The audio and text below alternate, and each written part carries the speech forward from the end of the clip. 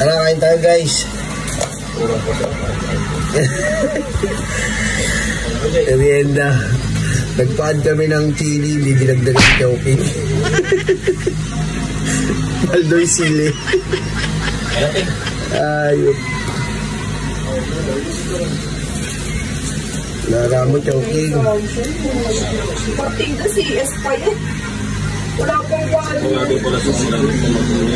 Ha? Marami? Wala. Wala. Sino? Ang nag-produce niyan si Ira. Basta 5 silang producer niyan. Si Mia din ata. Hati-hati na lang sila. Oo, talaga. Nag-down payment sila nang wala silang sure kung kailan date. Tapos ngayon may round 3 sila. Hey. Alam mo saan kayo? Parang gusto mo ang ganda ng concert. Sold out. Totoo lang. Tapos yung iba talagang bumili ng VIP kahit hindi nila siya makaka-attend sila.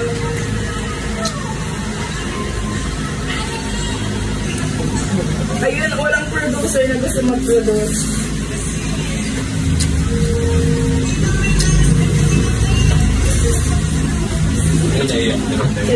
Ayun, Rochelle, Jopay, Sunshine, Ira, tapos si Mia.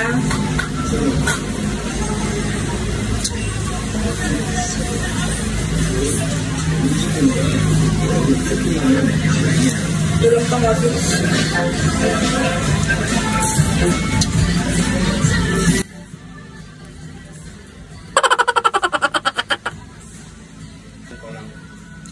Hanggang to pa lang sila, hanggang dito lang sila. Tapos biglang, yung last nung sa dito, pinalabas nila na may day trip pa. Yung ibang nasa abroad, sinasabi ng mga friends nila, sana daw mag-day tour sila eh.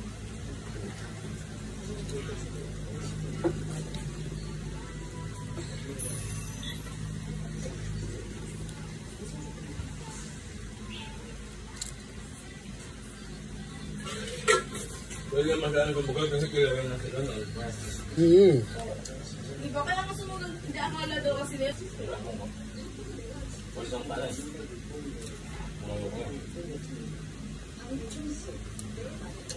Ang galing nila, no? Ang sensible pa lang gano'n. Dito lang ay mag-gano'n.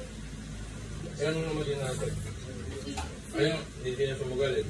Hindi, si Jolan, bagong may maan daw sa religion. Sabi, ang dami din nagpapan, sabi nila, ba't naman daw si Sunshine. Kapra,